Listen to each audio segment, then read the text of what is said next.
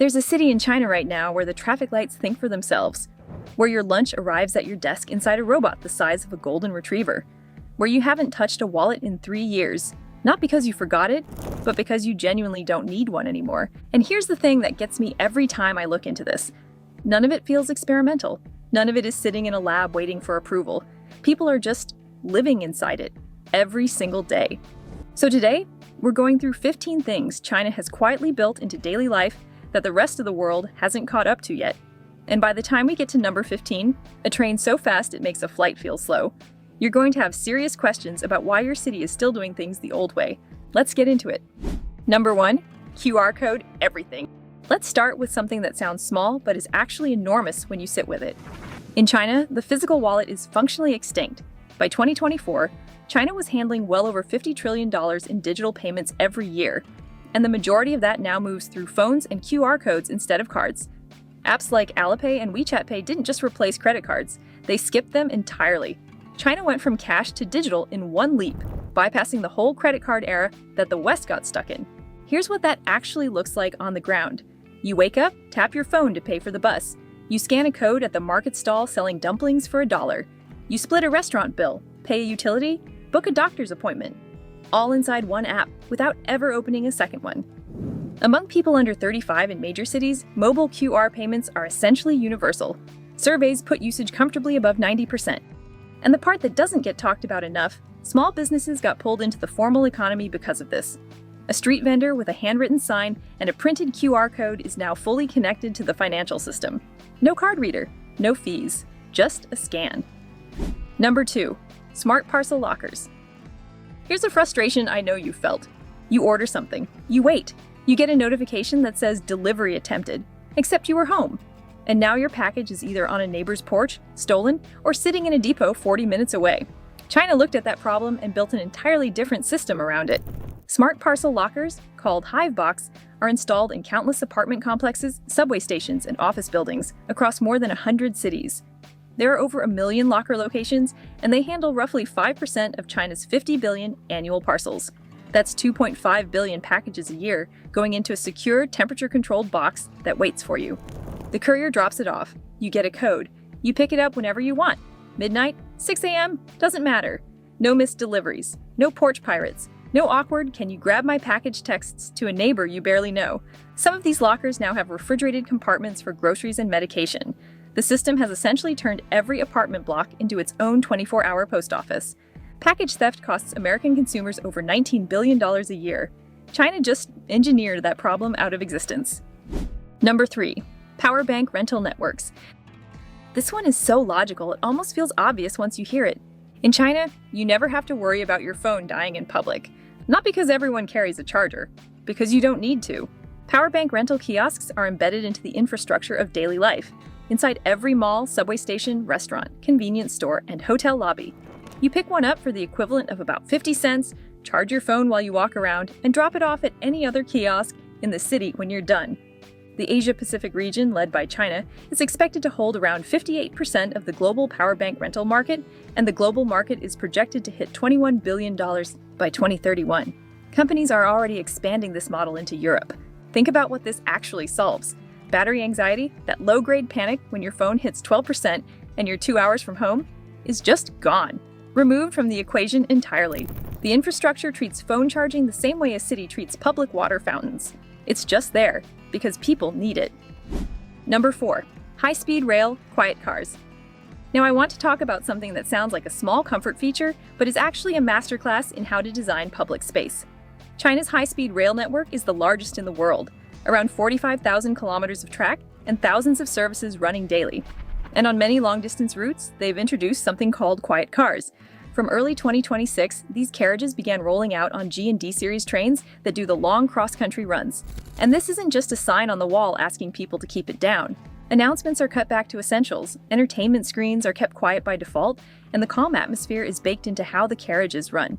The key detail is this: when passengers book through the app, they agree to specific quiet rules for that carriage. It's a behavioral contract built directly into the ticketing system. Anyone who has ever sat next to someone on a 6-hour train watching a video on full speaker volume knows exactly what problem this solves. China didn't just ask people to be considerate. They built a system that makes consideration the default. Number 5. Automated port terminals. Let me give you a number that I want you to hold on to for a second. Yangshan Deepwater Port. Phase 4 in Shanghai is the world's largest fully automated container terminal. Instead of drivers and dockside forklift operators, it runs on fleets of driverless vehicles, 5G networks with low latency, and a remote control center overseeing the cranes. The productivity is staggering. Fully automated yards like this can move tens of thousands of containers a day, around the clock, with far fewer delays. Shanghai has been the #1 container port in the world for 16 consecutive years, and in 2025, it handled around 50 million container units in a single year. That level of precision cuts the time the biggest cargo ships spend sitting at the dock and quietly speeds up the flow of almost everything you buy. Number 6. AI traffic brains. Remember I mentioned a city where the traffic lights think for themselves? That's Hangzhou, and what happened there is one of the most quietly impressive urban experiments of the last decade. Alibaba built what they called the City Brain, an AI system that pulls data from municipal records, IoT sensors, cameras, and real-time traffic flow, and uses it to adjust traffic light timing across the entire city, not on a fixed schedule, dynamically, based on what's actually happening on the road right now. The results were measurable and fast. Average commute times dropped by nearly 23%. Emergency response times fell by almost 39%. Main road speeds increased by 15%. The city moved from the second most congested in China to the 34th. Shanghai has since built its own version. Their system boosts average speeds by 14.4% and cuts unnecessary stops by 10.6%. And the detail that gets me most, the system can clear a green wave for an ambulance. It detects the vehicle, calculates its route, and sequences the lights ahead of it so it rarely hits red. In pilot corridors, that kind of coordination has significantly cut emergency response times. We are still running traffic lights on timers set in the 1980s. China is running them on real-time intelligence. Number 7. Delivery robot fleets. This one you have to see to fully appreciate, but let me try to paint it for you. It's lunchtime in a Chinese tech district. A small autonomous robot, roughly the size of a large cooler on wheels, rolls out of a building, navigates the sidewalk, avoids pedestrians, waits at a crossing, and delivers a meal directly to an office lobby. No driver, no app handoff, just a robot doing its job. China's service robot output, which includes delivery robots, grew by 35.7% in early 2025, reaching 1.5 million units. These aren't prototypes. They're deployed at scale across campuses, hospitals, hotels, and residential complexes. The logic is elegant. Last-mile delivery on getting something from a local hub to your actual door is the most expensive and inefficient part of the entire logistics chain. It requires a human, a vehicle, fuel, and time. A robot requires none of those things at the same cost. For a country processing over 100 billion parcels a year, shaving even a fraction of that cost off the last mile changes the economics of the entire system. Number 8. Sponge city infrastructure. This one is less visible than a robot or a QR code, but it might be the most important thing on this list when you think about where cities are headed. China has been quietly rebuilding its urban infrastructure around a concept called the sponge city. The idea is exactly what it sounds like. Instead of letting rainwater run off hard surfaces into overwhelmed drainage systems, causing the kind of urban flooding that shuts down cities, sponge cities are designed to absorb it. Rain gardens, permeable pavements, bioswales, green roofs, underground retention systems, all of it working together to capture rainfall, filter it naturally, and recycle it back into the city's water supply or green spaces. There are over 40,000 sponge city projects currently active across China. The national target is for 80% of cities to be recycling 70% of their rainfall on site by 2030. In demonstration zones in cities like Wuxi, thousands of green infrastructure installations have been built, and local plant biodiversity has noticeably increased as a result. Many cities are still dealing with flooding by building bigger drains. China is rethinking what a city's relationship with water looks like entirely. Number 9. Maglev trains. Now let's talk about the train. China has developed a 600 km/h Maglev prototype. 600. To put that in context, a commercial flight cruises at around 900 km/h. This train sits in the space between high-speed rail and aviation. The engineering behind it removes the single biggest constraint of conventional trains: friction. The Maglev system uses powerful electromagnets to lift the entire train off the track.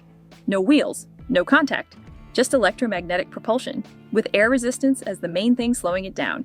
If deployed between Beijing and Shanghai, it would cut the current 4-hour high-speed rail trip down to around 2.5 hours. The practical implication? Beijing to Shanghai, a journey that currently takes 4 hours on the existing high-speed rail, would take 2.5 hours on Maglev. That's a trip you could do before lunch and be back for dinner. The technology is ready. The question now is purely commercial. And given China's track record of building infrastructure at a scale and speed the rest of the world watches in disbelief, it's probably not a question for long. Number 10. Smart mirror gyms. Here's one for the apartment dwellers. In dense Chinese cities, space is a premium. A home gym isn't a room, it's a corner. And that constraint pushed a genuinely clever solution into the mainstream. Smart fitness mirrors. Wall-mounted screens that use 3D pose estimation and computer vision to analyze your body in real time, overlay correction cues directly onto your reflection, and coach you through a workout without a single wearable sensor or personal trainer. If your knees drift inward during a squat, a subtle red outline appears around the joint. If your back rounds on a deadlift, the system flags it before you hurt yourself. In the last few years, smart fitness mirrors have grown from a niche gadget into a serious category, especially in dense cities across East Asia. Most new buyers say the built-in coaching is the whole point. It turns a flat piece of glass into a full training partner. It's a personal trainer, a mirror, and a screen, in the footprint of a picture frame. For anyone living in a one-bedroom apartment who wants to train seriously, it removes every excuse. Number 11. Vertical farm skyscrapers. Food security in a dense city is a genuine logistical problem. Getting fresh produce from a farm into an urban center requires land, transport, refrigeration, and time. And every one of those steps adds cost and carbon. China's answer is to bring the farm into the city. Literally. In cities like Chengdu, China has piloted unmanned indoor vertical farms inside high-rise buildings. They use aeroponics, growing plants in air and mist rather than soil, with automated systems handling planting, nutrients, harvesting, and packaging, largely without human labor on the floor. In Shenzhen, architects have proposed 50-plus story hydroponic towers designed to produce food at scale within the city limits, slashing the distance between where food is grown and where it's eaten. The food doesn't travel. It grows where people live. That's a fundamentally different relationship between a city and its food supply. And it's already operational. Number 12. Portable EV chargers. China is the world's largest electric vehicle market, and with that scale comes a problem that every EV owner in every country already knows: finding a charger. China's solution isn't to build more static charging points, it's to make the charger come to you. Two systems are emerging. The first is an overhead rail robot. Installed in modern underground car parks, it glides along a ceiling track, locates your vehicle using cameras, and plugs itself in.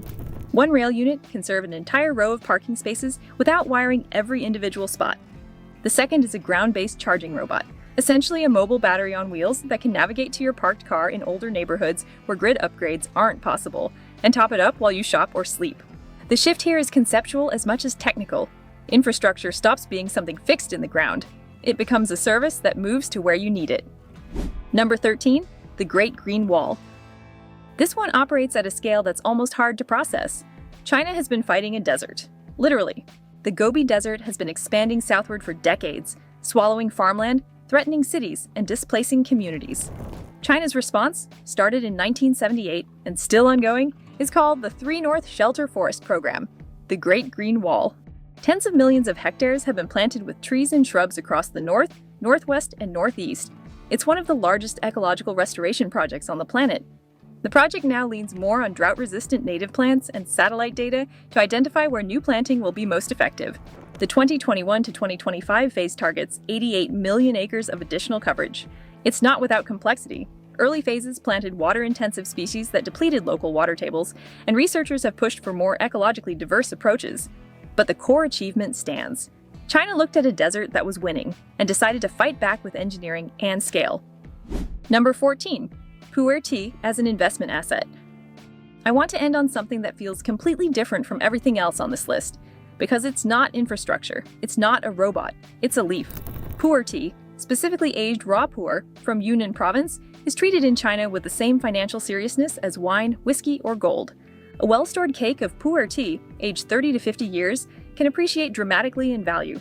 The market was valued at $2.28 billion in 2025. Collectors and investors store it in humidity-controlled environments, track provenance obsessively, and trade it on secondary markets. To prevent counterfeiting, because yes, fake aged tea is a real problem, researchers developed a texture-based identification system with 99.6% accuracy, using the unique natural surface of each tea brick as a biological fingerprint. It's an ancient product with a modern verification system, a drinkable asset. The idea that something you brew in a clay pot on a Tuesday morning could also be a store of value is a genuinely different way of thinking about what makes something worth holding on to. Number 15, the 15-minute train turnaround. And here's the one I promised you at the start. China's Fuxing high-speed trains, running on that 45,000-kilometer network, operate thousands of services every single day. To do that, the turnaround at each terminus has to be fast and precise. When a Fuxing train pulls into its final station, an automated system moves in. Robotic brushes and spray systems can wash the exterior in about 5 minutes, while cleaning crews move through the carriages, restocking supplies, and flipping the seat rows so passengers on the return trip face forward. The whole turnaround is measured in minutes, not hours, which is why these trains can keep cycling in and out of stations all day. It's not just impressive as a logistics feat, it's a statement about what a public transport system can be when it's designed with the same precision as a manufacturing line. Every passenger on every service gets a clean train facing the right direction. Not sometimes. Every time. That's the thread running through everything on this list, actually. It's not that China has more money or more technology than anyone else. It's that they keep asking a question the rest of the world seems to have stopped asking. What if we just fixed it properly? If you made it this far, you already know this isn't really a list about China. It's a list about what's possible when a society decides that daily friction is worth solving. That a flooded street, a stolen package, a dead phone battery, a loud train carriage, none of these things have to be accepted as normal. Some of these ideas will come to your city, some already are, and some will stay uniquely Chinese for reasons that go beyond technology. Funding, politics, privacy, scale. But the ideas themselves, those belong to anyone willing to ask the right questions. If this one made you think, subscribe. It helps us dive deeper into hidden things in Asia. I think you'll find it interesting. I'll see you there.